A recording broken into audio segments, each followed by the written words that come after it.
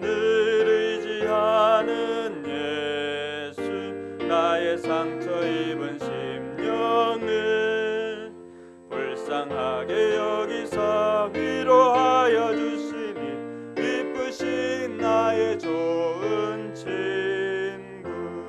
내가 의지하는 예수, 나의 사모하는 친구, 나의 기도 들으사 응답하여 주시니 미쁘신 나의 좋은 친구. 주의 손 의지하고 살 때 나를 해할 자가 없도다. 주님 나의 마음을 크게 위로하시니 기쁘신 나의 좋은 친구. 내가 의지하는 예수, 나의 사모하는 친구, 나의 기도 들으사 응답하여 주시니 미쁘신 나의 좋은 친구. 내가 요단강 건너가며 마음이 두려웠었던 때도 주가 인도하시니 어찌 두려워하랴. 미쁘신 나의 좋은 친구. 의지하는 예수, 나의 사모하는 친구, 나의 기도 들으사 응답하여 주시니 미쁘신 나의 좋은 친구. 이후 천국에 올라가서 모든 성도들과 다 함께 우리들을 구하신 주를 찬양하리라. 미쁘신 나의 좋은 친구. 내가 의지하는 예수, 나의 사모하는 친구, 나의 기도 들으사 응답하여 주시니 미쁘신 나의 좋은 친구.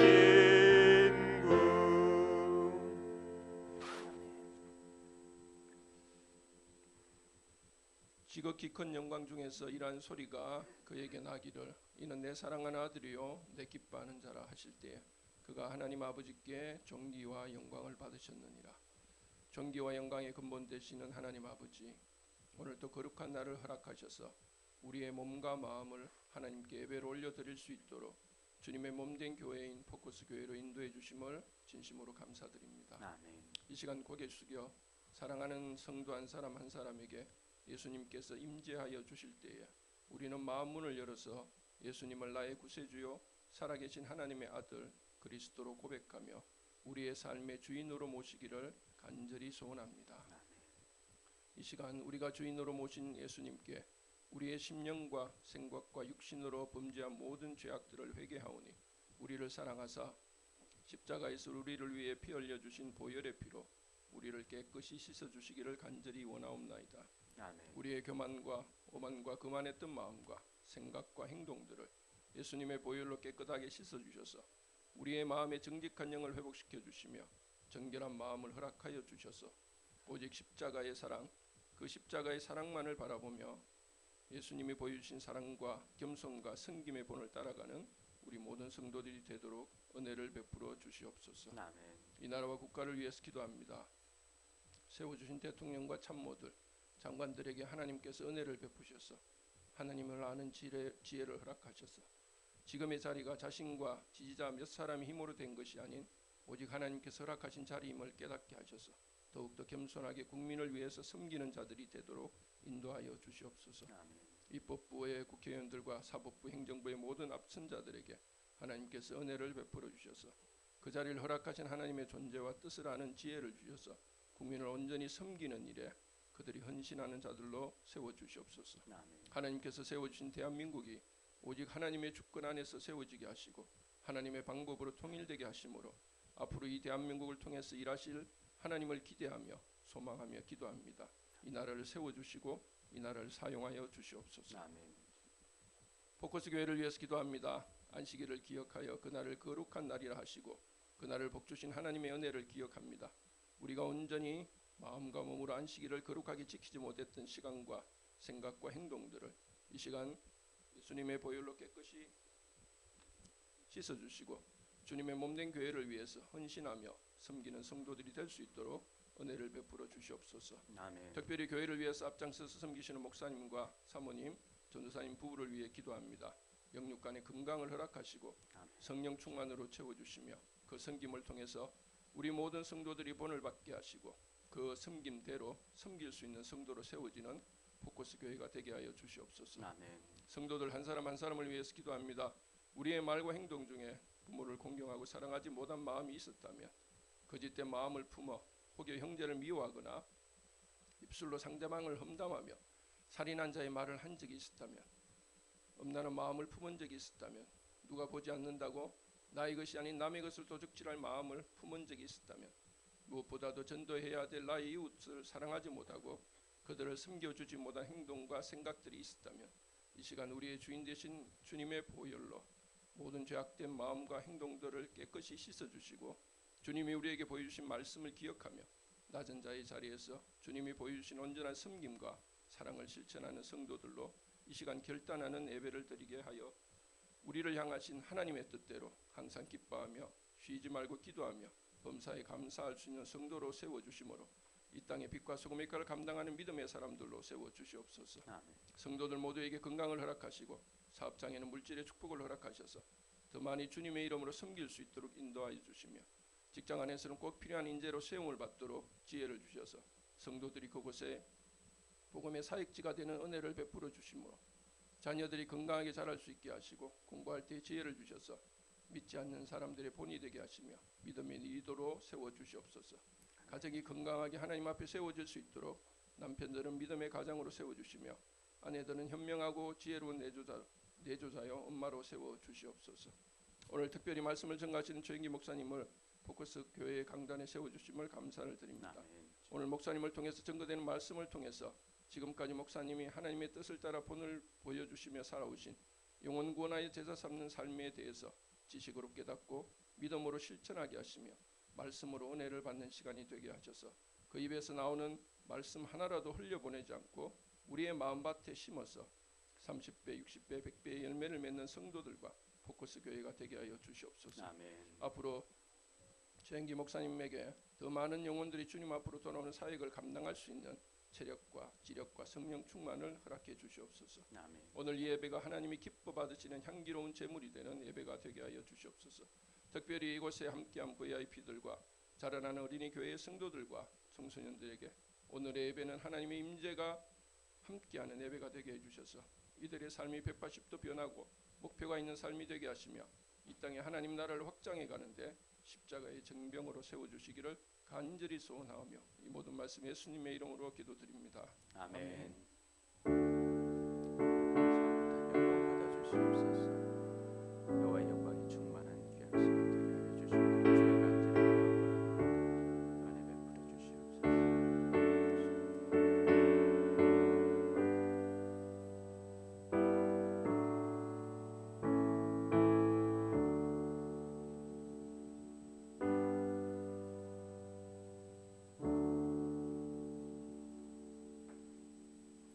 찬송가 546장 찬양하면서 준비한 예물 봉헌하도록 하겠습니다.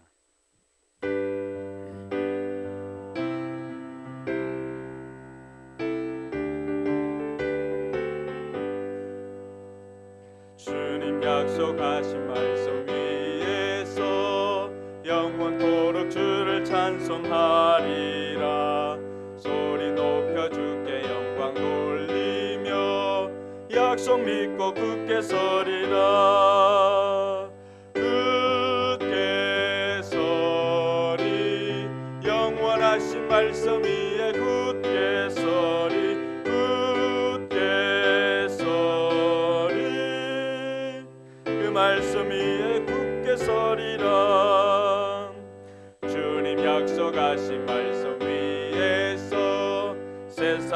주여 내게 음섭할 때에 용감하고 힘써 싸워 이기며 약속 믿고 굳게 서리라.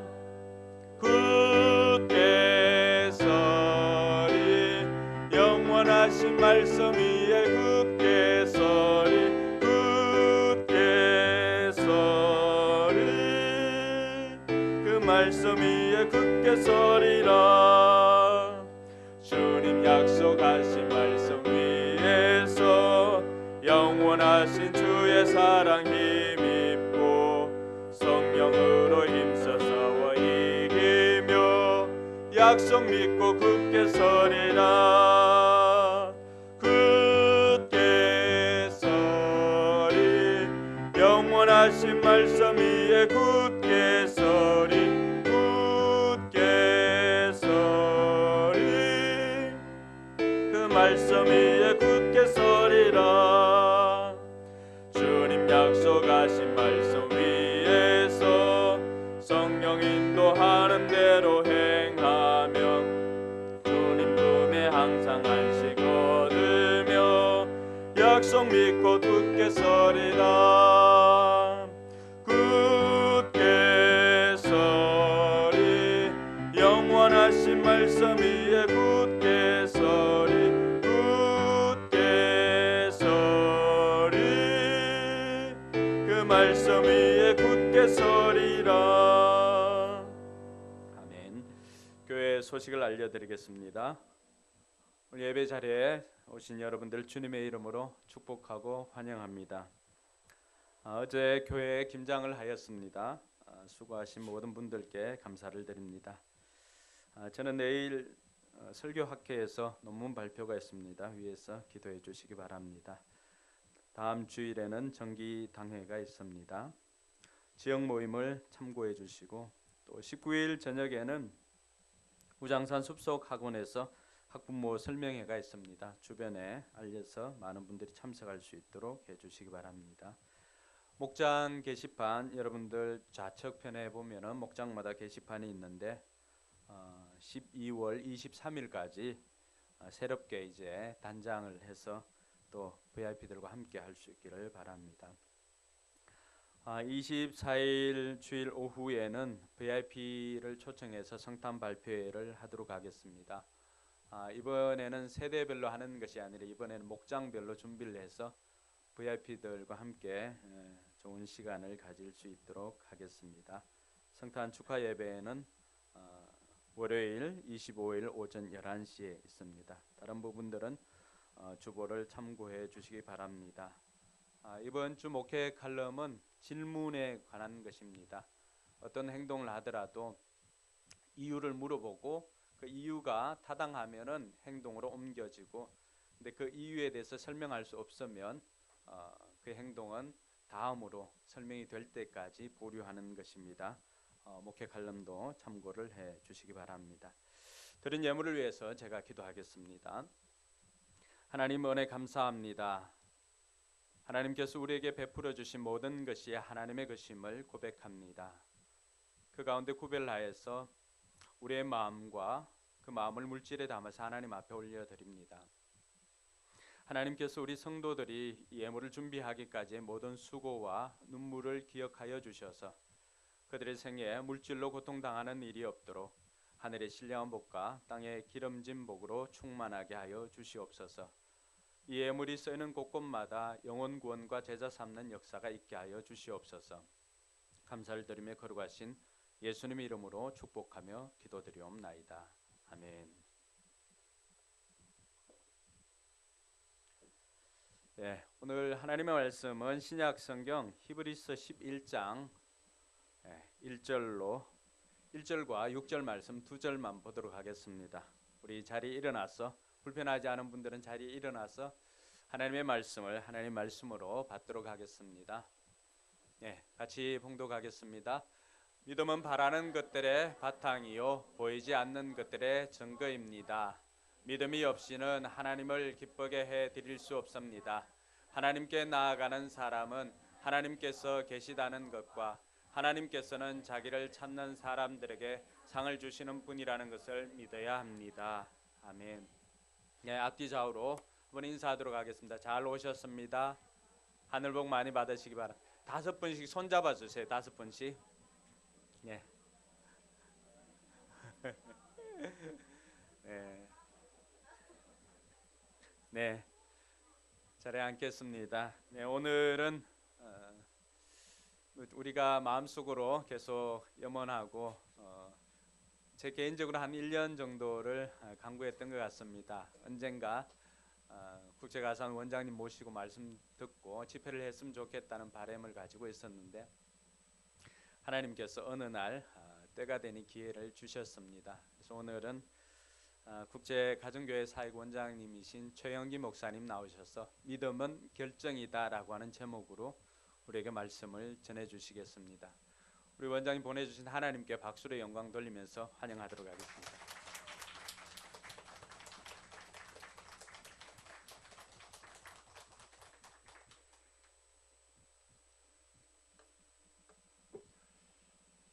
가정교회로 교회를 개척해서 성경적인 교회를 잘 세워가고 계시는 이동근 목사님, 또 이미영 사모님, 목회하는 포커스 교회에서 한번 예배를 드렸으면 좋겠다 이랬다가 또 오늘 마침 시간이 나서 제가 자원해서 이렇게 왔습니다. 예수님에 대해서 관심은 있지만 아직 믿지 않으시는 분들, 또 우리 어린 친구들이랑 같이 예배드리게 돼서 너무나도 좋습니다. 오늘 설교는 두 부분으로 나눠집니다. 첫째 부분은 어떻게 하면 내가 예수를 믿을까, 아직 믿지 않는 분들을 위해서 여기에 관해서 조금 말씀을 나누고, 후반부에는 이미 믿으시는 분들을 위해서 어떻게 하면 좀 믿음이 자랄 수 있을까, 여기에 대해서 말씀을 나누고자 합니다. 어떻게 하면 믿을 수 있을까 하는 것에 대해서는 이론적인 얘기보다는 제가 어떻게 예수 믿게 됐다 하는 과정을 말씀드리고자 합니다. 왜냐하면 여러분들은 어떤지 모르는데 저는 그 말씀을 전할 때 그분이 어떤 분이다 하는 걸 알기 전까지는 그냥 뭐 다 당연한 얘기를 하는 것 같고 마음에 와닿지가 않습니다. 그래서 제 자신 소개 삼아서 특별히 어떻게 예수 믿게 됐다는 부분에 초점을 맞춰서 제 소개를 좀 하고 이제 그 다음에 두 번째로 넘어가도록 하겠습니다. 이제 소위 사람들이 말하는 모태신앙입니다. 제 조부님이 성결교회 목사님이셨는데 한국 전쟁 때 성결교단에서 6분의 순교자를 냈는데 그 중에 한 분으로 순교하시고 한국 순교회관에도 봉취되어 계십니다. 그래서 난 어릴 적부터 선택 없이 교회 생활을 했고 이제 고2 때 세례도 받고 학생회장도 하고 모태신앙이 밟는 전형적인 길을 다 밟았습니다. 그러다 이제 대학을 가게 됐는데 저는 전자공학을 전공했습니다. 63학번입니다. 오늘 계산이 안 되면 내가 74입니다. 대학교 가서 학생들과 어울리고 이러면서 교회 밖에서 교회를 보니까 굉장히 초라한 집단처럼 보였습니다. 좀 하나님이라는 어떤 의지할 존재가 없으면은 인생을 개척해 나갈 수 없는 무능한 사람들, 또 뭐 천당 뭐 이런 소망이라도 없으면은 희망 없는 사람들, 이런 사람들만 모인 초라한 집단 같아서 그런 집단의 일환이 된다는 것이 부끄러워지기 시작했습니다. 믿는 가정에서 대놓고 교회를 안 나갈 수는 없으니까 목사님 설교 시작할 때 잠깐 들어갔다가 설교 끝나 기도하실 때 살짝 나오는 이런 생활을 했습니다. 그러다가 이제 1967년에 대학을 마치고 학사장교로 자원해서 해군에서 3년 3개월 복무하고 중위로 제대했는데 그때 이제 집 떠나는 것을 기화로 대놓고 방탄 생활을 했습니다. 방탕했다는 게 술 많이 마셨다는 겁니다. 일주일에 한 엿새는 마신 것 같습니다. 그러다 이제 1970년에 제대하고 박사학위에 취득을 위해서 오하이오 주립대학이라는 곳으로 가게 됐는데 저는 그때 이제 대학원에 있을 때 예수님을 인격적으로 만나고 예수님을 주님으로 영접하게 됐습니다. 어느 학교를 가고 있는데 미국 전도대원들이 성경책을 나눠주고 있는 것을 보게 됐습니다. 근데 제가 교회를 다니다가 안 다니니까 예수를 잘 믿는 데는 사람들을 보면 이 두 가지 상반된 감정이 있습니다. 첫째는 솔직히 부러움입니다. 사실 나도 한번 미치게 믿어보고 싶거든요. 근데 저는 성격 탓인지 안 돼요.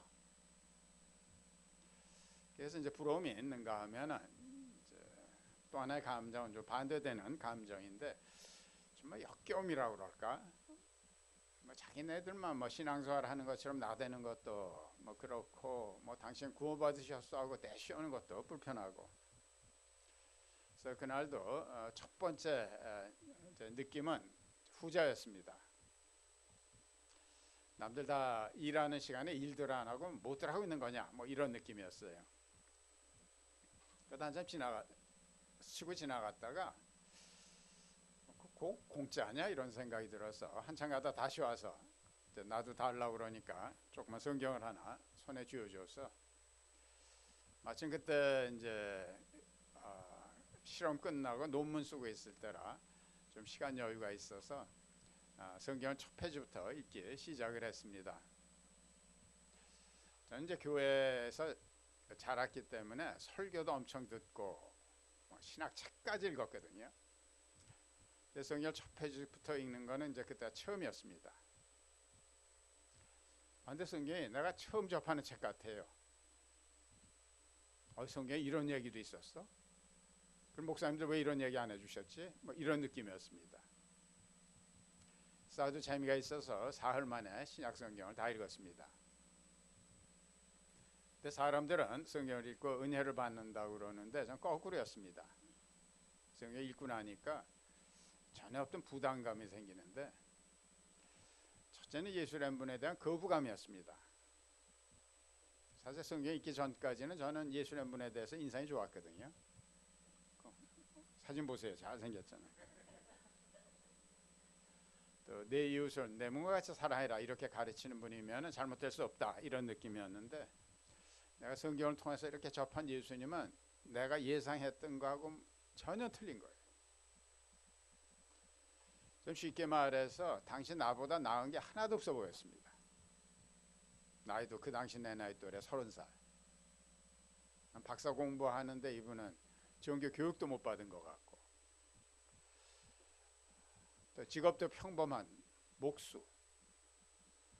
정말 막말로 외국에 한번 나가본 적이 없는 사람 같은데 말하는 걸 들으면 여간 건방지게 들리는 게 아닙니다. 저는 그 당시에 이제 하나님을 믿지는 않았지만은 또 그렇다고 뭐 신은 없다 뭐 이렇게도 말하지 못하는 굉장히 어중간한 상태에 있었는데 그러면서 이제 막연하게 만약 신이 있다 그러면은 이 종교라는 것은 결국 이제 같은 지점을 향해서 가는데 방법론의 차이 아니겠냐? 결국 끝에 가서는 똑같은 거 아니냐? 그렇다면은 똑같은 산꼭대기로 올라갈 때 앞으로 올라갈 수도 있고 뭐 뒤로 올라갈 수도 있고 뺑뺑 돌아 올라갈 수도 있는 건데 예수님 분은 나는 길이요 진리요 생명이니 나로 말미암지 않고는 하나님께로 갈 자가 없다. 뭐 이런 식으로 이야기를 하니까 어떻게 이렇게 독선적일 수 있지? 뭐 거부감이 팍팍 가는 겁니다. 두 번째 성경을 읽으면서 내가 힘들었던 것은 성경에 기록된 기적에 관한 부분이었습니다. 저는 그 당시에도 병이 낫는 기적은 가능하다고 봤습니다. 왜냐하면 우리가 아직 이해 못하는 정신과 육체의 어떤 상관관계가 있기 때문에 뭐 내가 낫는다 아니면 이분이 날 고쳐준다 강하게 믿으면 나을 수 있다고 봤거든요. 근데 성경에 보면 이렇게 심리적으로 설명이 안 되는 만화 같은 기적들이 있습니다. 항아리에다 물을 넣고 떠먹어보니까 뭐 포도주가 돼 있다든지 떡 5덩어리로 뭐 5첨에 먹었다든지 그럼 떡 5덩어리를 5첨에 먹으려면 떡이 불어나야 되잖아요. 그럼 이게 예수님이 제자들한테 줄 때 불어났을까? 제자들이 군중들한테 줄 때 불어났을까? 그리고 떡이 쑥쑥 불어나면 신기해서 이거 들여다보고 있느라고 이거 언제 논아주냐 뭐 이런 거. 그런데 제 문제는 이건 말도 안 된다 하고 성경을 던져버리지 못하는 게 문제였습니다. 왜냐하면 이제 그 당시 좀 막연하게 성경이라는 건, 예수님에 관한 기록은 예수라는 분이 죽고 나서 한 200~300년 이때 쓰여졌다, 그냥 막연하게 그렇게 생각했거든요. 근데 어떤 위대한 인물이 살다 죽고 나면은 그분의 행적이 미화되고 과장되면서 뭐 신화, 뭐 전설 이런 게 탄생하는 법 아닙니까? 난 그렇게 생각을 했는데 깜짝 놀란 게, 예수님에 관한 기록, 이거를 신약이라고 부르죠. 그게 예수님이 돌아가시고 25년에서 40년 안에 쓰여졌어요. 그래서 25년에서 40년이면은 신화나 전설이 탄생하기에는 너무 기간이 짧습니다. 더더군다나 25년에서 40년이면은 예수님이 세상에 계실 때 이 사람을 보고 만났고 들었던 사람들이 살아있을 거 아니에요.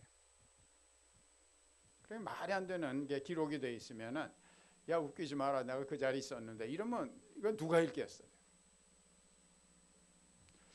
그러니까 이걸 믿을 수도 없고 안 믿을 수도 없고, 그러다가 무슨 생각이 들었냐 하면은, 이제 사람이 뭐 심리적으로 0으로 끝나는 나이 있죠. 20, 30, 40, 50. 그때는 좀 영적인 감수성이 약간 증가합니다. 그래서 나 이제 그때 30살이 됐기 때문에 아마 종교에 관심이 생기는 모양인데, 내가 기독교 가정에서 태어났으니까 종교에 관심이 생길 때 성경을 읽지. 내가 불교 가정에서 태어났으면 불경을 읽을 거 아니에요.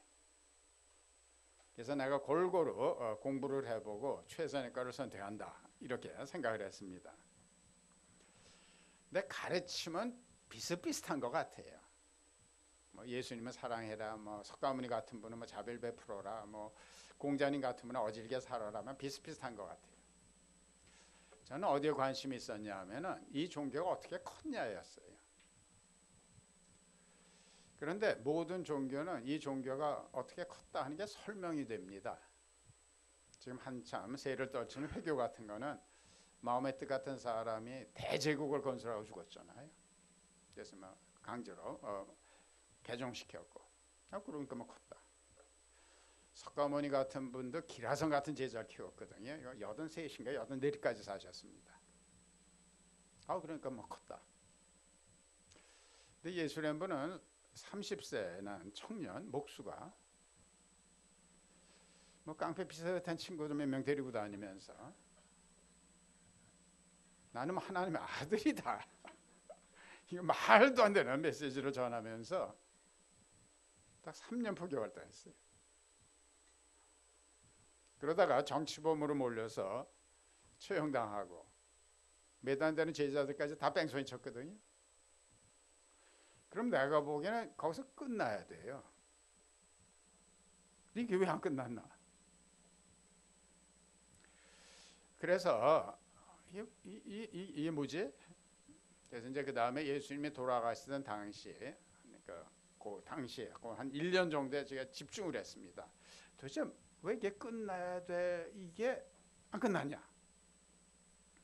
성경뿐만이 아니라 성경 외에 이제 문헌도 공부하면서, 근데 이렇게 초점을 예수라는 분에 맞추고 예수님의 죽음에 맞추고 그 돌아가신 지 얼마 그 기간에 맞추면서 들여다볼수록 설명이 안 되는 거예요.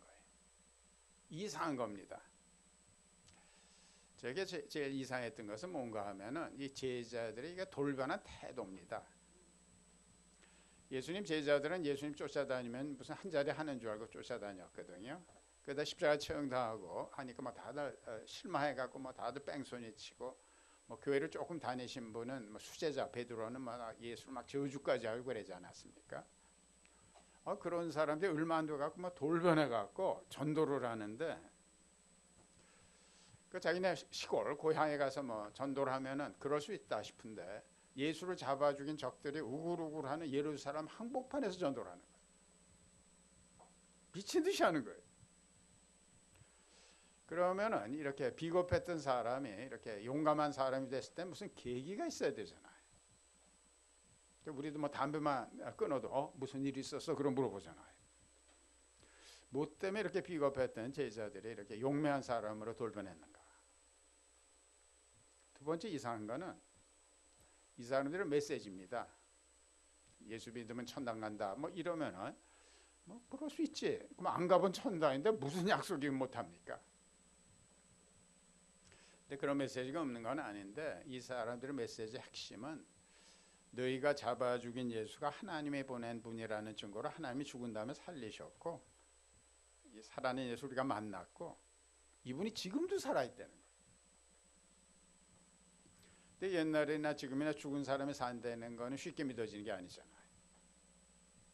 내가 포교 활동을 벌린다 그러면은 믿기 쉽게 만들 것 같아요.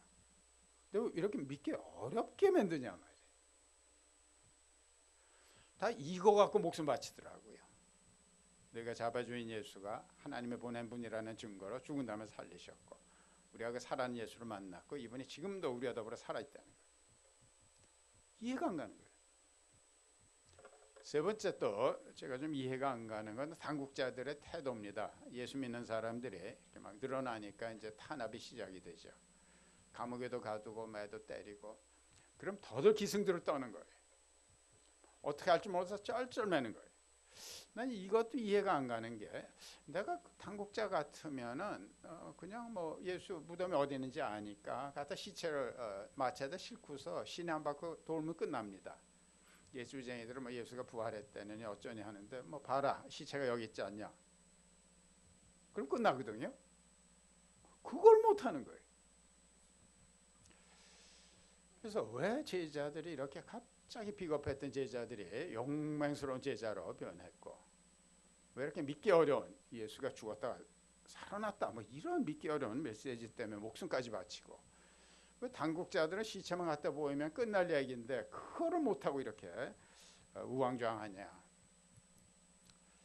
그러다가 지금 이제 결국은 예수라는 분이 부활했다 하는 거는 이건 부인할 수 없는 역사적인 사실이다.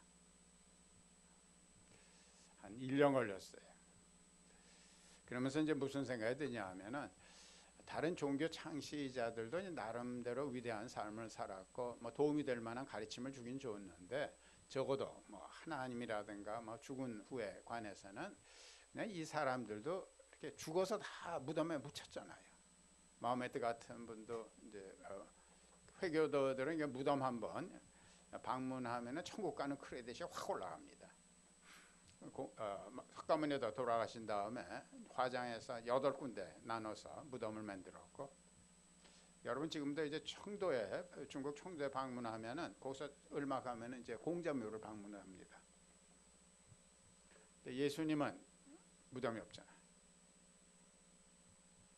그래서 예수님이 이렇게 부활했다 하는 거는 이거는 부인할 수 없는 역사적인 사실이다. 그러고 나니까 제가 이해가 가요. 부활한 예수님을 만났으니까 제자들이 그냥 확 변할 수밖에 없는 거고, 뭐 부활하신 예수님을 만났으니까 뭐 입만 열면은 뭐 예수님 부활하셨다 그 소리 할 수밖에 없는 거고, 예수님이 부활해서 시체가 사라졌으니까 당국자들은 갖다 볼 시체가 없는 거고. 그래서 이제 제가 이런 식으로 돌아가더라고요. 난 솔직히 지금도 잘 모르겠다.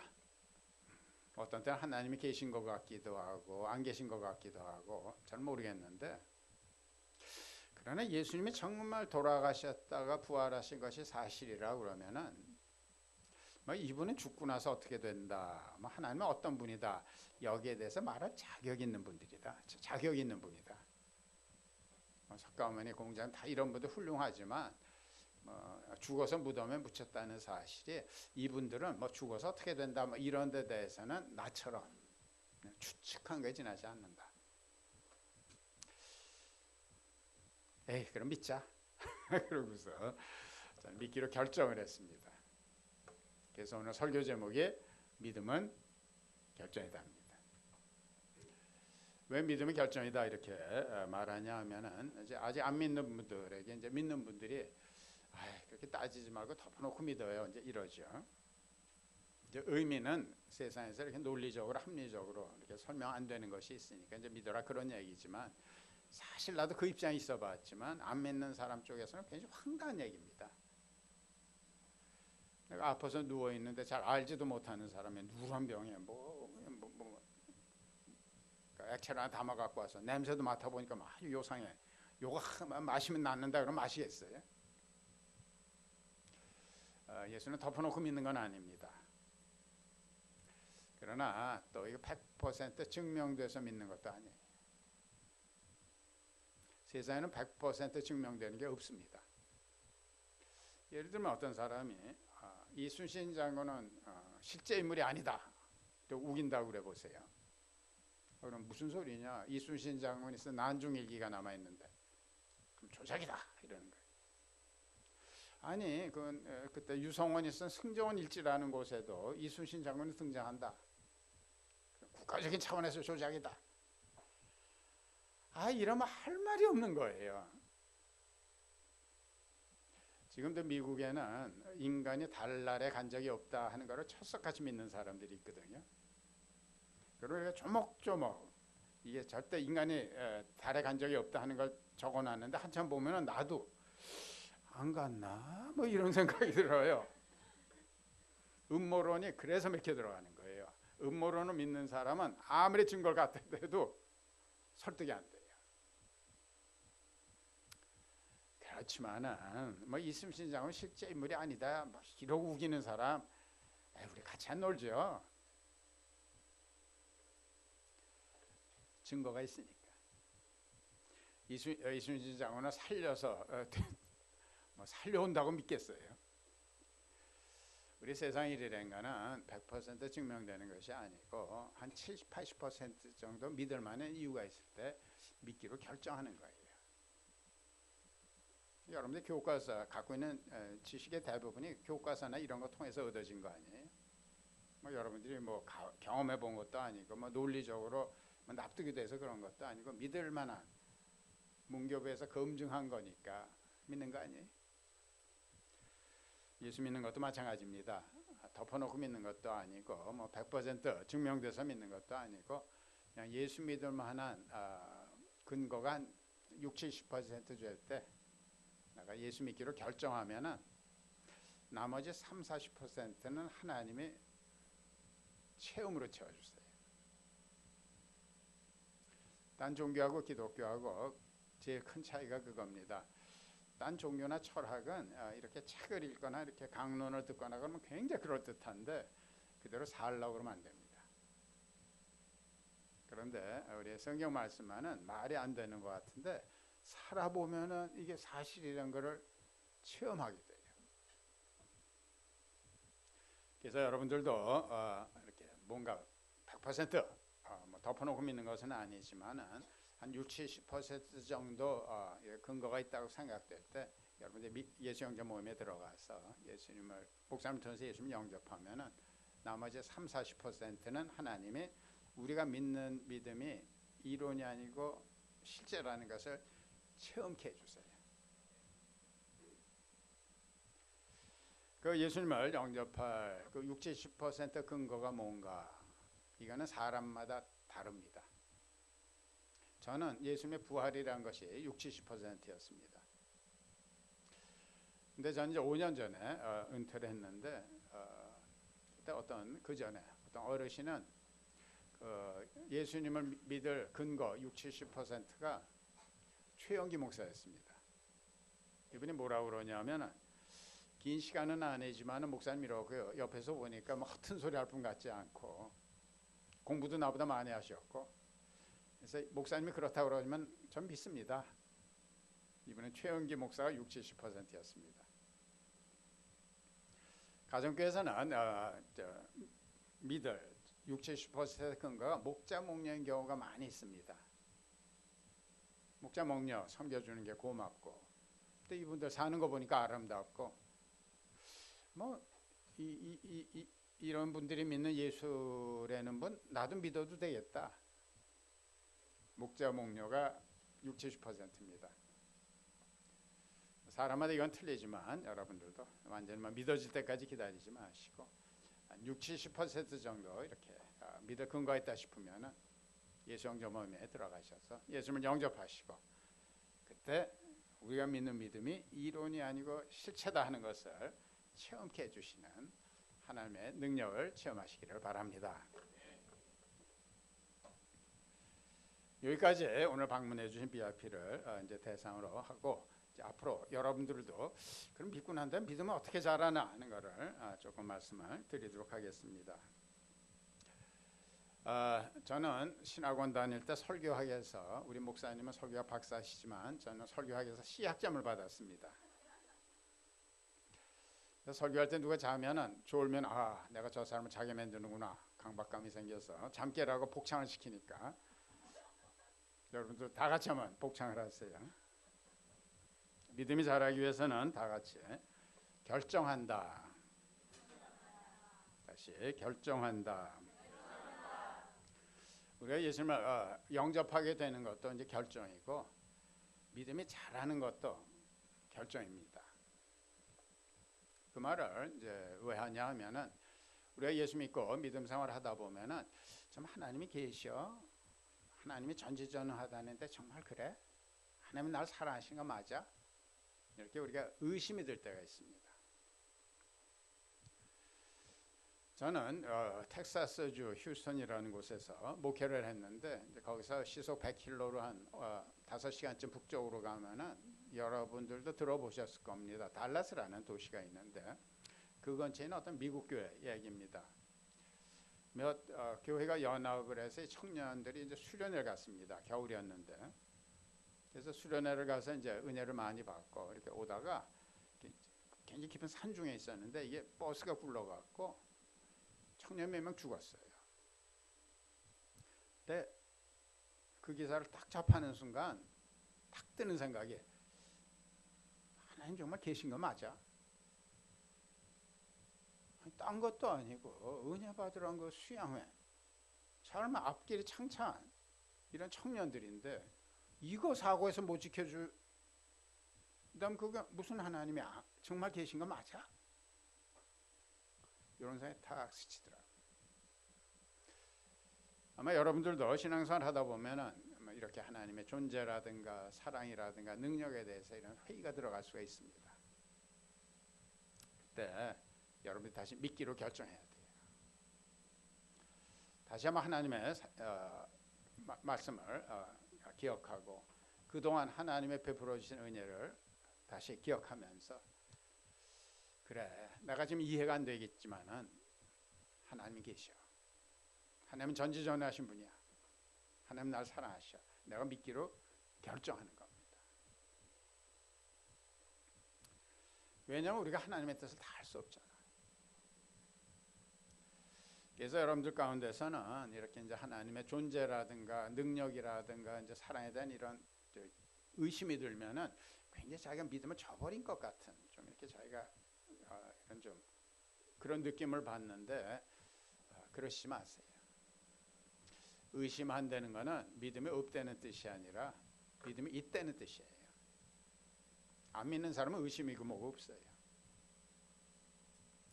그래서 의심하는 자체가 죄가 아닙니다. 근데 이제 그 다음에 그걸 어떻게 처리하냐에 따라서 이게 죄가 될 수도 있죠. 여러분들 의심이 떠오를 때는 다시 한번, 우리는 사고가 한계가 있으니까 다시 한번 말씀을 기억하시고, 그동안 하나님이 베풀으신 은혜를 기억하시고 다시 믿기로 결정하시기 바랍니다. 하나님은 계셔, 하나님은 전지전능하신 분이셔, 하나님은 나를 사랑하셔. 오늘 1절의 말씀이 믿음의 정의를, 믿음은 바라는 것들의 확신이요, 확신도 바탕으로 돼 있어요. 여기 딴 성경을 사용하나? 새 번역 아니에요? 믿음은 바라는 것들의 확신이요, 보이지 않는 것들의 증거입니다. 바라는 것들의 확신, 아직 내가 쥐지 않았잖아요. 근데 이것이 반드시 이루어질 거다.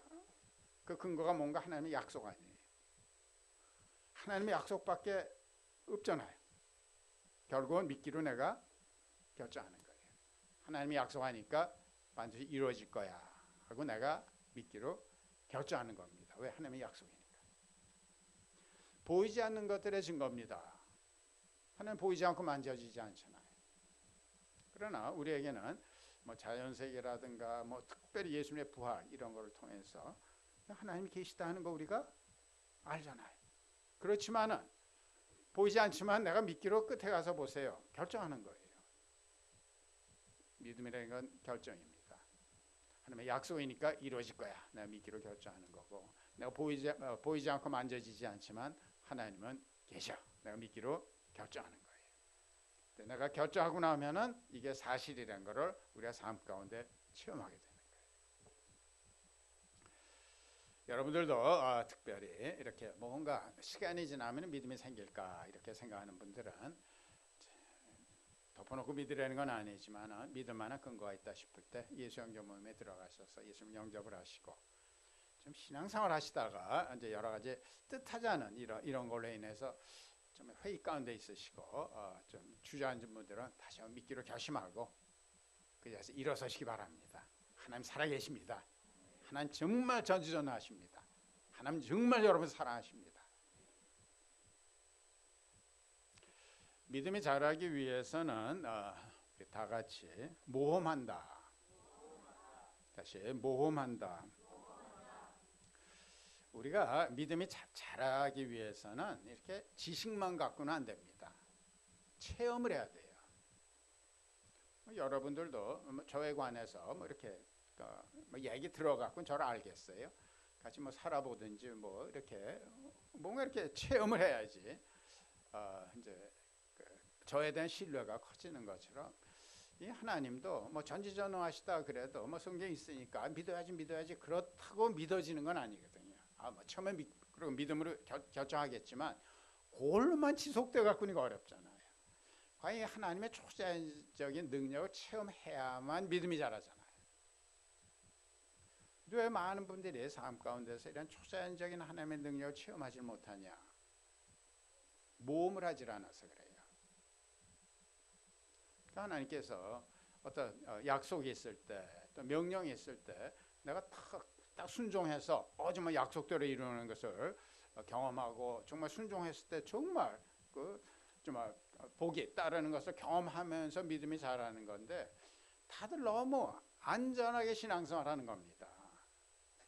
그냥 믿을 만한 것만 믿고 순종할 정도로만 순종하고 인간의 힘으로 할 수 있는 것만큼만 계획하고, 그러니 언제 하나님의 초자의 능력을 체험을 합니까?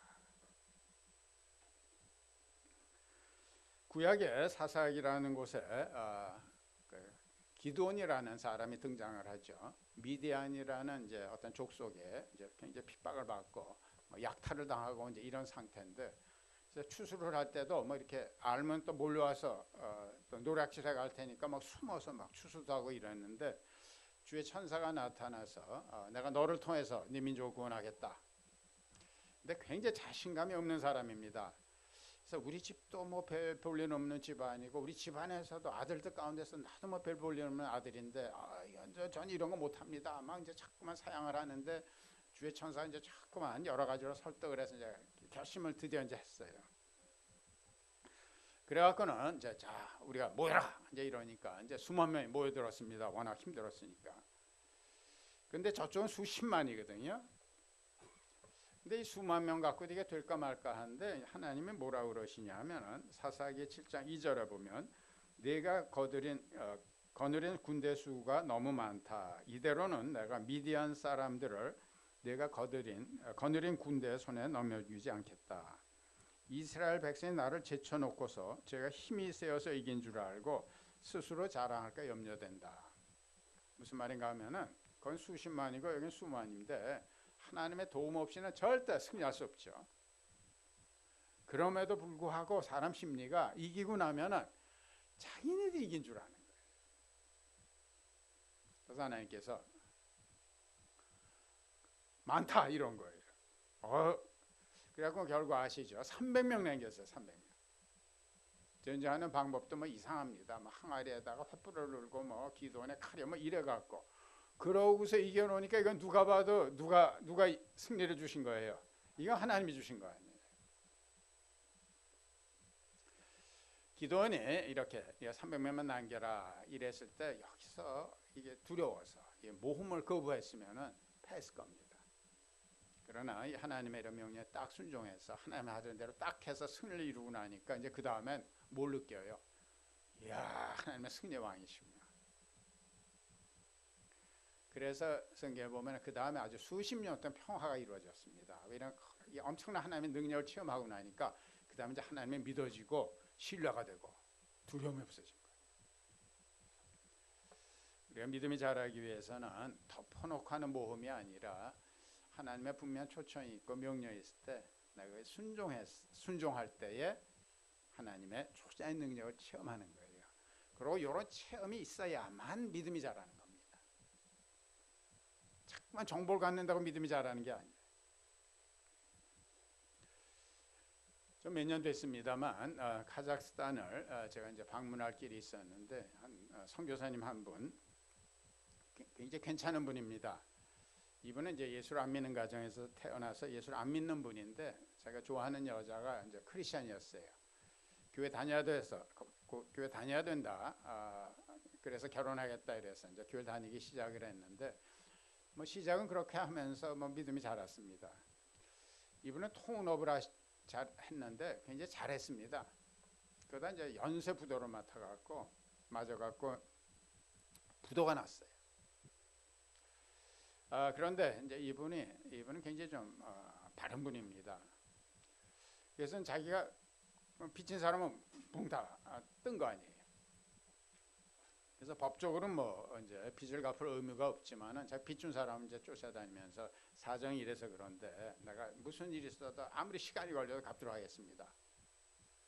그러니까 이제 돈 꽂은 사람들이 감동을 받아갖고 한번 제기를 해봐라. 그리고 오히려 돈을 더 꽂아서 흩어졌던 직원들이 이제 모이고 그래서 10년 만에 사업을 복귀를 하고 빚을 다 갚았어요. 그거는 빚이 딱 갚아지면서 이제 그 회사를 딴 사람한테 넘겨주고 그러고 카자흐스탄 선교사로 간 거예요. 근데 이제 이분은 처음부터 나는 선교를 하되 돈으로 하지 않고 믿음으로 한다 이래갖고 한국에서 선교사가 왔다고 그러니까 뭐 고려인들 이런 사람들은 선을 좀 닿아서 뭐 사업이라도 해볼까 하고 처음에 몰려들었다가 뭐 전혀 이 돈과는 상관이 없는 부분이니까 이제 하나하나 떨어져 나가고 정말 믿음으로 개척을 했는데 이분은 처음부터 세게 했습니다. 그래서 생명의 삶과 비슷한. 근데 우리는 이제 관계에서 시작을 하지만 이분은 공산주의 유물론에 젖어 있기 때문에 유물론에 대한 비판으로 이제 시작하는 이런 거 하고 뭐 우리처럼 새벽기도 뭐 통성기도 뭐 그러는데 이제 이분도 침례교 선교사인데 예수님을 영접하고 침례를 받을 때도 그냥 주는 게 아니었어요. 11조를 해야 돼요.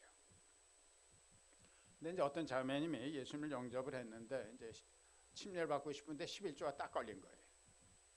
그 자매님이 목사님, 전 지금 직장이 없습니다. 전 지금 빚이 있습니다. 근데 어떻게 11조를 합니까? 이런 거예요. 최 목사 같으면 마음이 약해서 이건 나중에 그냥 이제 직장 생기고 그때 하십시오 이럴 텐데 이분은 세게 했어요. 다시 먹고 살지는 않소. 한 달 생활비가 얼마요? 근데 이제 그때 지금은 카자흐스탄의 석유 때문에 굉장히 잘 삽니다. 그때만 해도 정말 못 살 때입니다. 5만 원이었어요. 50불. 그리고 하나님이 주신 거니까 5불 하시오 이런 거예요. 근데 이 자매가 한 거예요. 이 목사님은 왜 그랬냐면은 이분은 말라기 3장 10절 이걸 붙든 거예요. 하나님께서 이렇게 말씀하셨죠. 너희는 온전한 11조를 창고에 들여놓아 내 집에 먹을 거리가 넉넉하게 하여라. 이렇게 바치는 일로 나를 시험하여 내가 하늘 문을 열고서 너희가 쌓을 곳이 없도록 복을 붙잡나 보아라. 그래서 목사님은 이 경제적인 어려움에서 벗어날 수 있는 것은 이 말씀 붙들고 11조 하는 건데 괜히 그런 게 아니에요. 근데 이 자매가 여기 순종하는 거는 굶을 수도 있는 가능성이 있는 거 아니에요. 근데 목사님 다 순종해서 했어요. 근데 내가 이제 갈 때는 교인이 한 600명 정도 됐고 한 1000명 들어가는 건축을 하고 있는데 이 자매가 헌금을 제일 많이 하고 있는 거예요. 장신구가기를 4개를 하고 있더라고요. 이자매님이 이런 경험을 하고 나니까 그 다음에 물질에 관해서는 하나님에 대한 두려움이 없어지지 않겠어요? 하나님에 대한 신뢰, 믿음이 팍 자라지 않겠어요? 여러분들도 너무 안전한 신앙생활, 도덕적인 신앙생활, 관념적인 신앙생활을 하는 동안은 절대 믿음이 자라지 않습니다. 성경 공부를 아무리 해도 머리만 커집니다. 여러분들 요리 채널을 아무리 봐도 해보기 전까지는 소용없어요. 해봐야 돼요. 그래서 여러분들 하나님의 말씀 딱 약속 있는 말씀 딱 붙들고 하나님의 분명한 초청과 이것이 딱 모험을 하면서 거기서 하나님의 초자의 능력을 체험하는 겁니다. 그래서 여러분들도 하나님의 분명한 이 초청과 또 명령이 있을 때는 한번 과감하게 순종하셔서 초자연적인 하나님의 능력을 체험하고 간증거리를 만들고 그래서 하나님에 대한 신뢰, 믿음이 점점 자라는 여러분들 되시기를 바랍니다. 네, 하나님의 어떤 이 초청이 있고 하나님의 어떤 명령이 있을 때 이제 거기 순종하는 거는 굉장히 사실 위험하게 보이지만 위험한 거 아닙니다. 사실은 그게 제일 안전합니다. 이거 이스라엘 백성이 모세를 리더로 이제 애굽을 탈출하는 이제 출애굽에 관한 영화가 여러 개 있는데 지금 이제 오래됐습니다만 애니메이션 Prince of Peace 평화의 왕자라는 애니메이션이 있는데 그거는 이제 고증이 굉장히 잘 됐습니다. 유대인 학자들, 또 개신교 학자들, 천주교 학자들 다 의견을 받아갖고 만든 애니메이션. 스티브 스필버그인가 이제 그 친구가 만든 겁니다. 거기 보면은 홍해가 갈라지는 장면이 나오는데 성경에 보면은 홍해가 갈라지는 그 장면에 나오기 전에 사흘 동안 동풍이 불었다 이랬어요. 뭔가 하나님께서 바람을 쓰신 것 같아요. 어떻게 쓰셨는지 이건 하나님 그분한테 달린 거고 어쨌든 그 영화에는 그래서 이제 바람이 쫙 불면서 홍해가 이제 쫙 물벽에 갈라집니다. 그리고 이제 그 사이를 이스라엘 백성이 이제 걸어가는 거예요. 그럼 이제 물벽이 쫙 있고 애니메이션이니까 뭐 고래가 싹 왔다 갔다 하고 말도 안 되지만 이제 이렇게 물고기 왔다 갔다 하는 데로 가는 거예요. 바람이 그치면은 물귀신 되는 겁니다. 그것이 이제 위험한 곳 같지만은 사실 그것이 제일 안전한 곳이었죠. 이게 두려워서 물가에 있었던 사람 어떻게 됐어요? 애굽 왕에게 도륙을 당했죠. 하나님의 뜻이 있는 곳이 위험해 보이지만 제일 안전한 곳입니다. 여러분들도 하나님의 분명한 뜻이 있고 초청이 있으면은 과감히 순종하셔서 이게 모험 같지만 모험이 아니다 하는 걸 따라하셔서 그것이 제일 안전한 곳입니다. 이것을 피한 그것이 위험한 곳입니다. 교회 생활 해보신 분이 벌써 이런 경험이 있을 거예요. 여러분들도 하나님의 분명한 초청과 이제 부름이 있을 때 순종하셔서 초자연적인 하나님의 능력을 체험하고 믿음이 무럭무럭 자라시기를 바랍니다. 믿음이 자라기 위해서는 다 같이 기대한다. 기대한다. 우리가 이제 하나님의 초자연 능력이라는 결국 이제 기도를 통해서 우리가 이제 체험하는 건데 저는 처음에 예수 믿고 기도 생활을 시작을 하면서 좀 혼동되는 이런 부분이 있었습니다.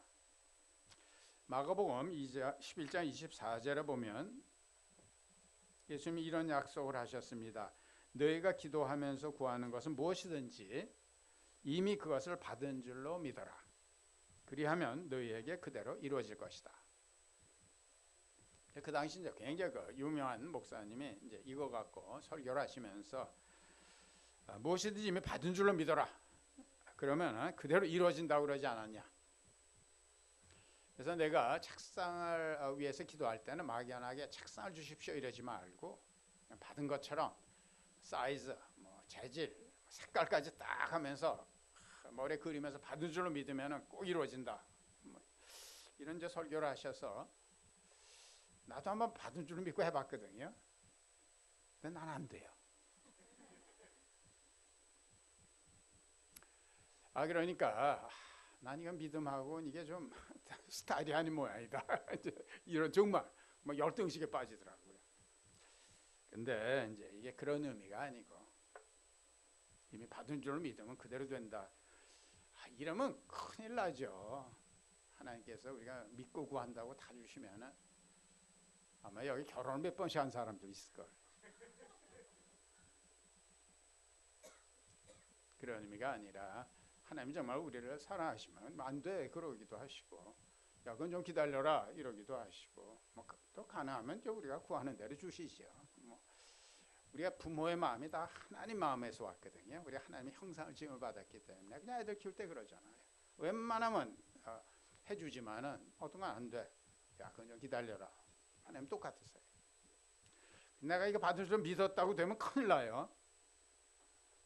그럼 이건 무슨 말이냐?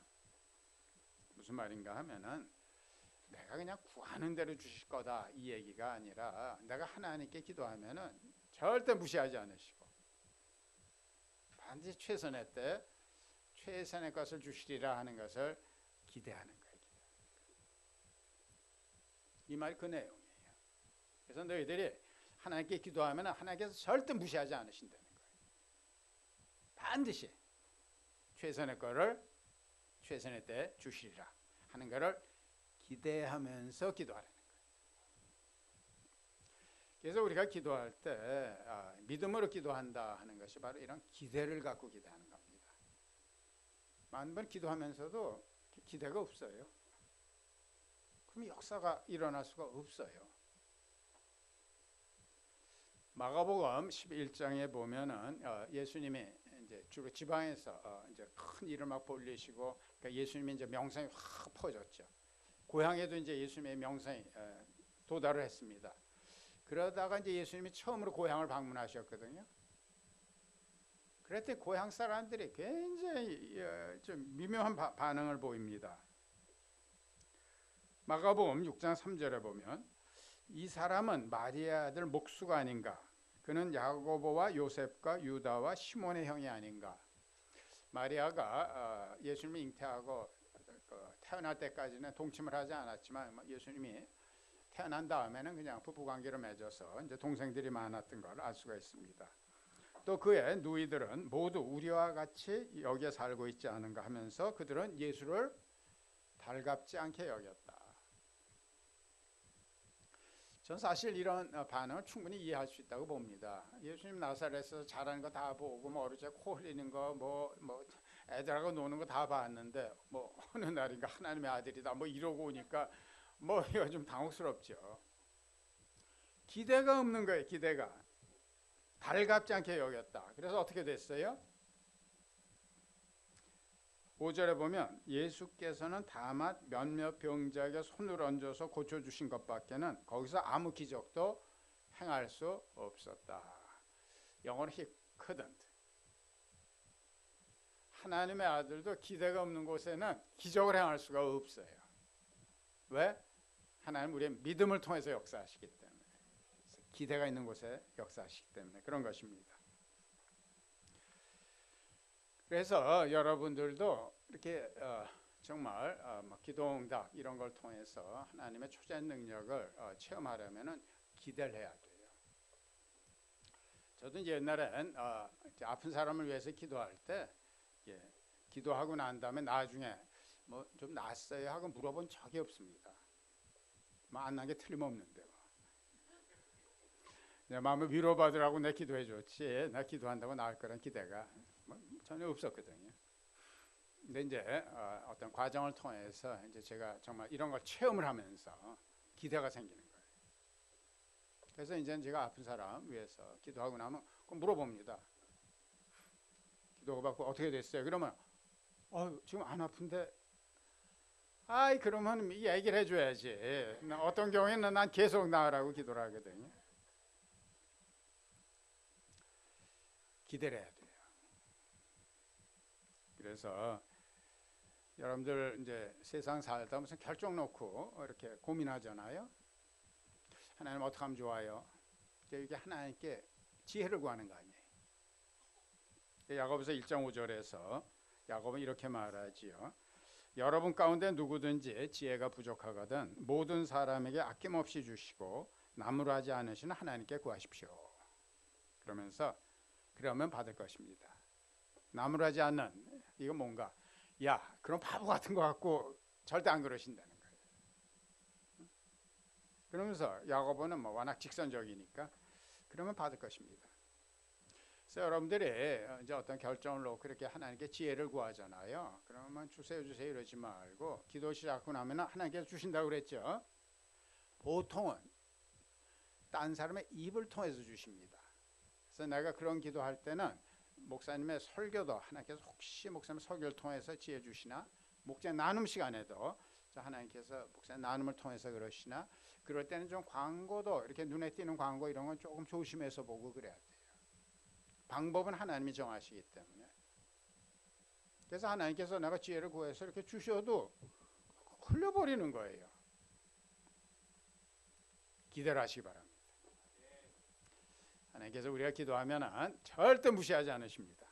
이건 내가 경험에서 나와서 보증을 합니다. 절대 무시하지 아니하시고 최선의 것을 최선에 때 주시는데 지내놓고 보면은 내가 처음에 기도한 것보다 훨씬 낫습니다. 여러분들도 기대를 통해서 기대하는 기도를 통해서 믿음이 무럭무럭 자라기를 바랍니다. 우리 믿음이 자라기 위해서는 다 같이 감사한다. 다시 감사한다.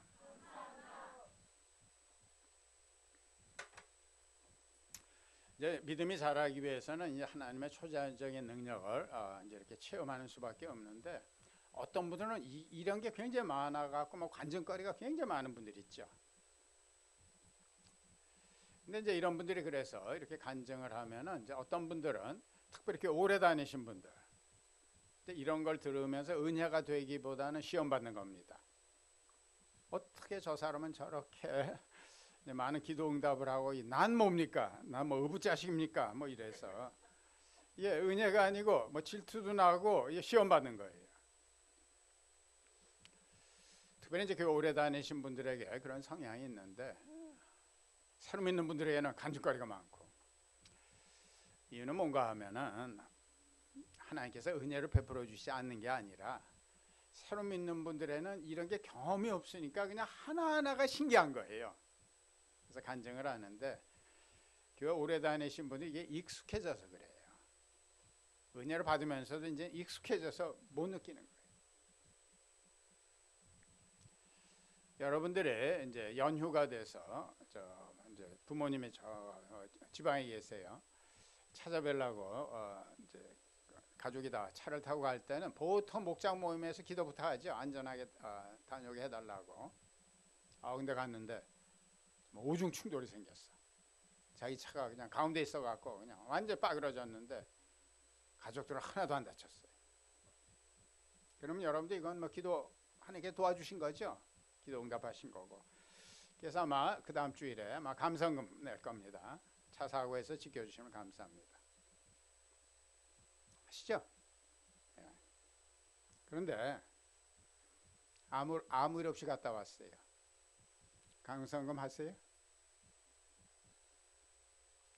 차 사고에서 지켜주신 것이 감사해요? 차 사고 안 나게 해주신 것이 감사해요? 안 나게 해주신 것이 감사하잖아요. 이걸 은혜라고 모르잖아요. 그래서 우리가 믿음이 자라기 위해서는 감사하는 습관을 들여야 돼요. 감사하는 습관. 특별히 교회 생활을 오래 하신 분들은 너무 익숙해서, 새로 믿는 분들은 막 하나하나가 새롭고 그냥 신기하고 이렇지만, 오래 믿는 분들이 이게 당연해 갖고 이렇게 믿음이 안 자라는 거예요. 그래서 목장 모임에서 우리가 감사거리를 한 가지씩 이렇게 나누지 않습니까? 이게 이유가 있어요. 너무 우리가 익숙해서 당연한 것처럼 생각하는데 거기서 감사거리를 찾아보자는 거예요. 감사거리를 나눌 때 흔히 이러들 하지, 다람쥐 쳇바퀴 도는 삶을 살아서 막 감사거리가 없어요. 여러분들 다람쥐 쳇바퀴 도는 듯한 삶이 얼마나 복된 삶인지 아세요? 내가 내일 뭐 할 걸 알 수가 있고 모레 뭐 할 걸 알 수 있다는 거.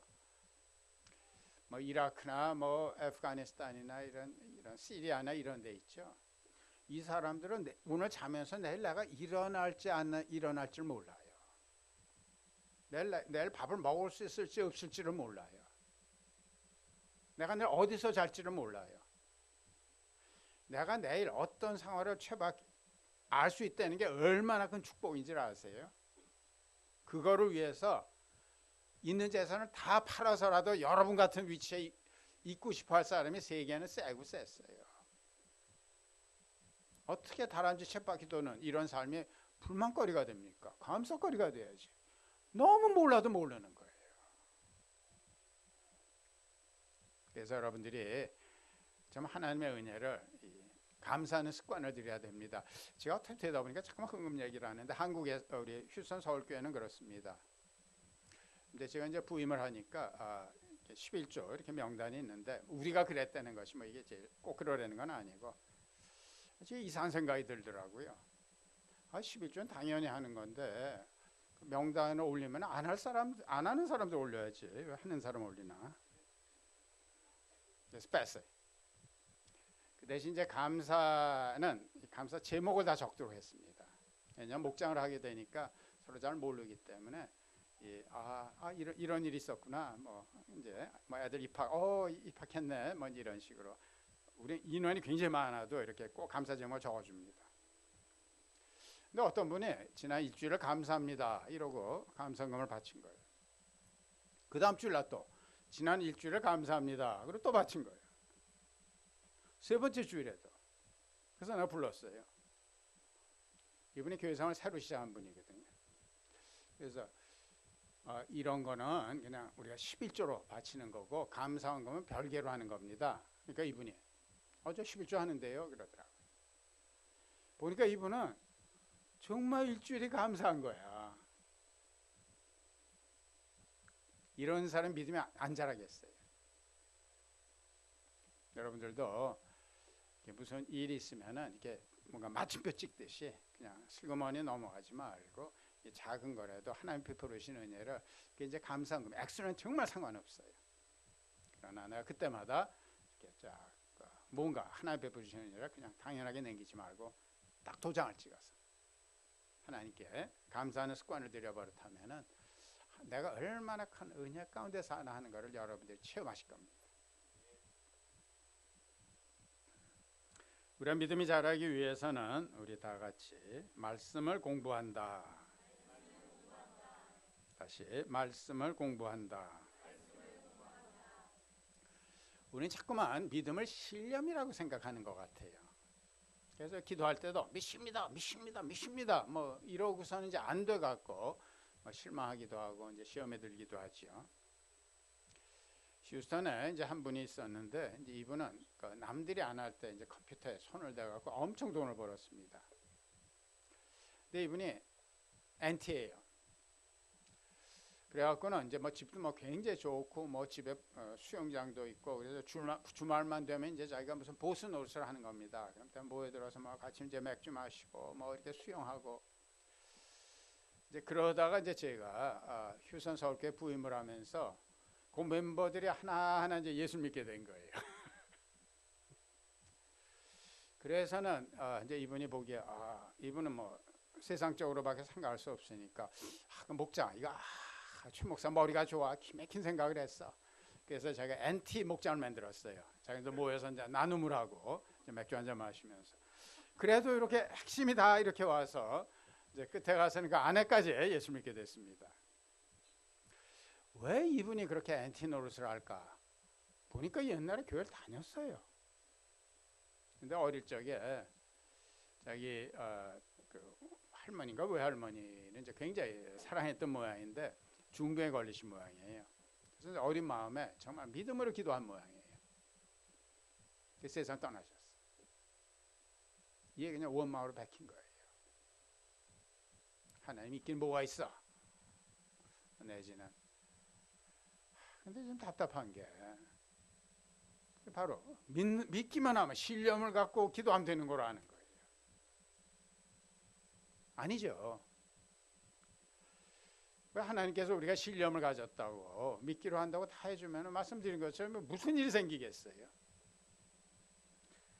그래서 요한일서 5장 14절에서 요한은 이렇게 말하죠.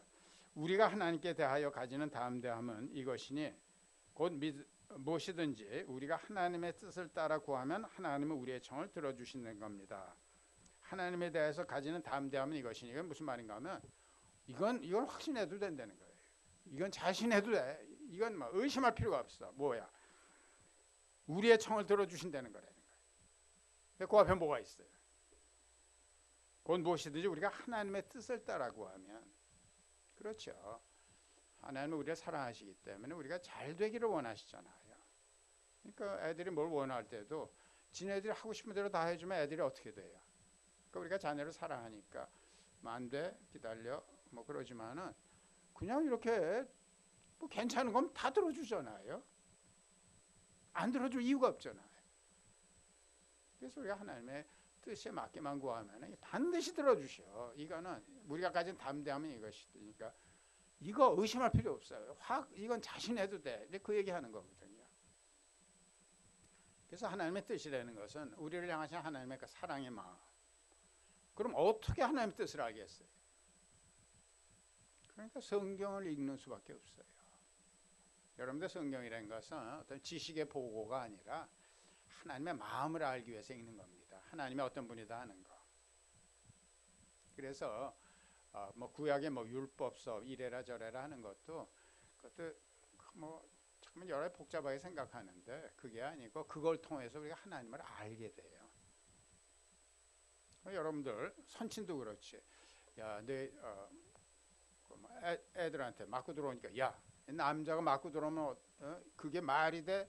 네가 한 대 맞았으면 5대 좁혀야 돼. 이렇게 가르치는 아버지하고 맞고 들어온 아들에게 걔는 좀 아버지가 안 계셔서 참 힘들어서 그래. 네가 참아야지. 네가 참고 계속 잘해줘라. 이렇게 가르치는 아버지하고 뭐가 좀 다르지 않아요?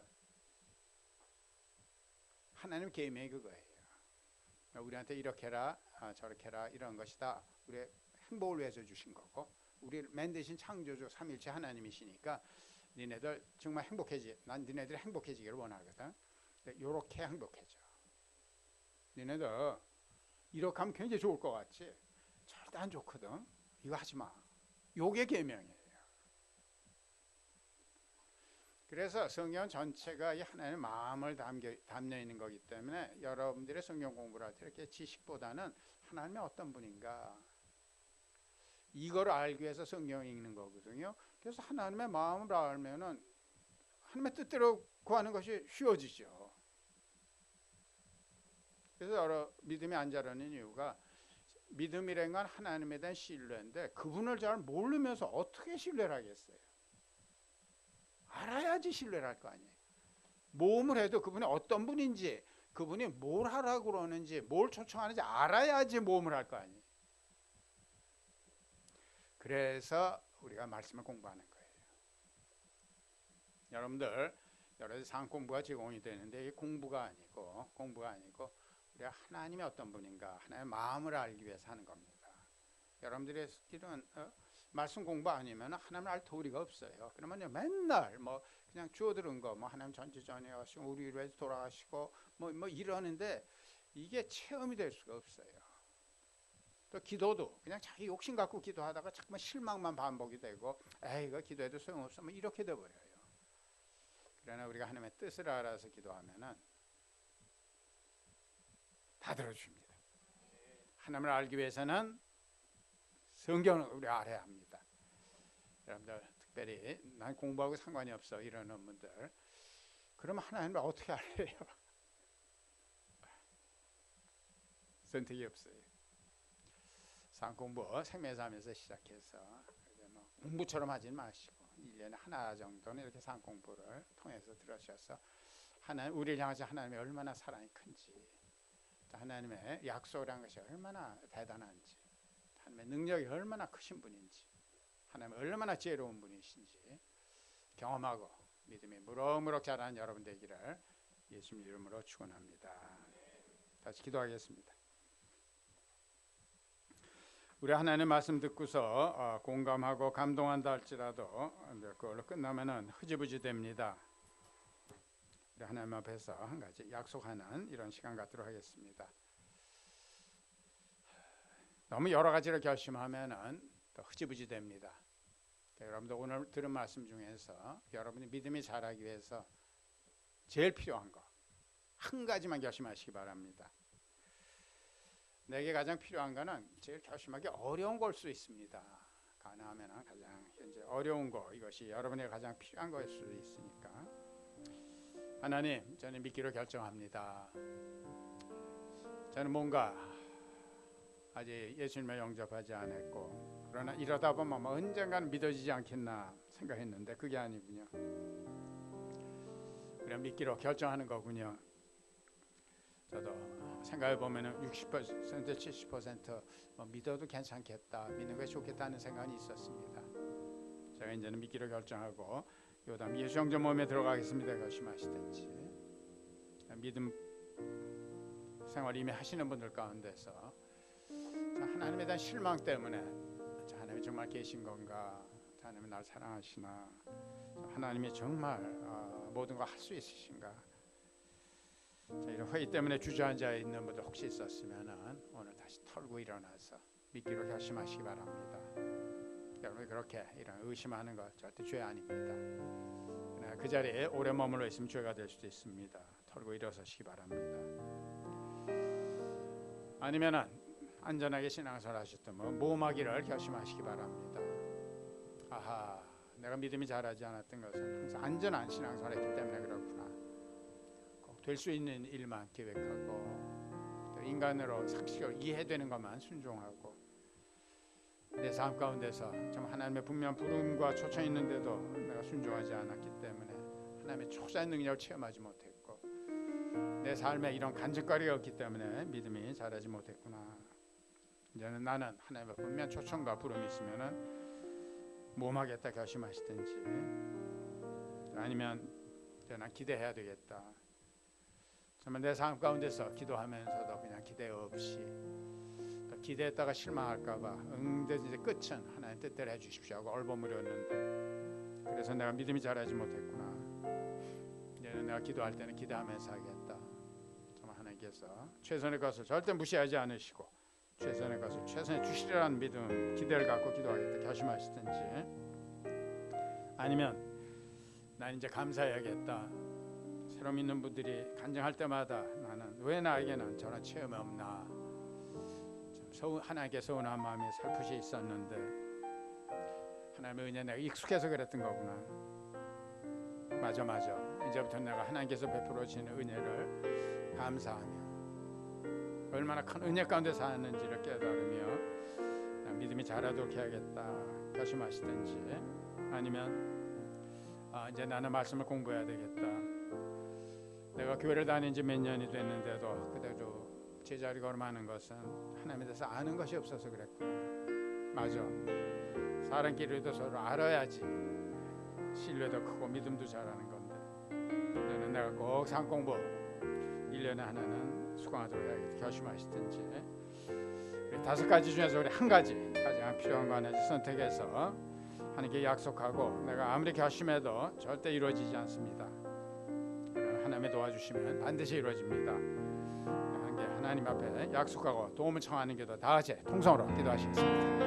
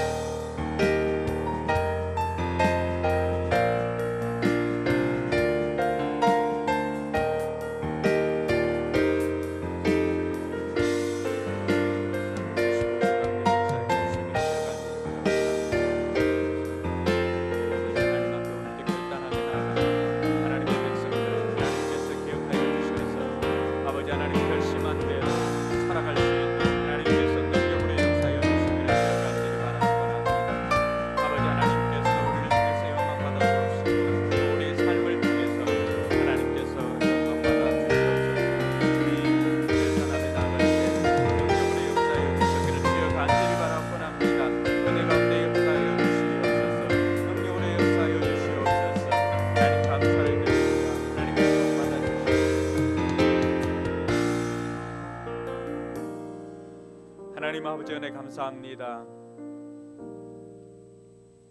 우리가 하나님의 음성으로 듣고 우리의 삶 가운데 적용하며 실천하여 하나님의 일하심을 경험하는 복된 성도 되게 하여 주시옵소서. 감사드리며 거룩하신 예수님 이름으로 기도드리옵나이다. 아멘. 우리 이제 자리에 일어나서 주님 다시 오실 때까지 찬양하면서 결단하며 마무리하도록 하겠습니다.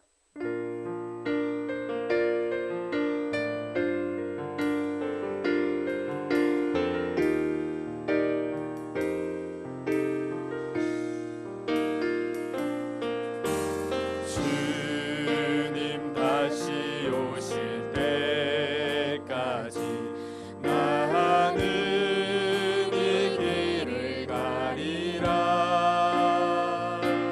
좁은 문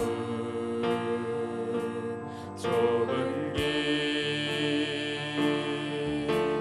나의 십자가 지고 나의 가는 이 길 끝에 나의 가는 이 길 끝에서 나는 주님을 보리라. 영광의 내 주님 나를 맞아 주시리라. 주님 다시 오실 때까지 나는 일어나 달려가리라. 주의 영광 온 땅 덮을 때 나는 일어나 노래하리. 내 사모하는 주님 온 세상 구주시라. 내 사모하는 주님 영광의 왕이 내 사모하는 내 사모하는 주님 온 세상 구주시라. 내 사모하는 주님 영광의 왕이 영광의 왕이시라. 영광의 왕이 영광의 왕이시라. 영광의 왕이시라. 아멘 아멘.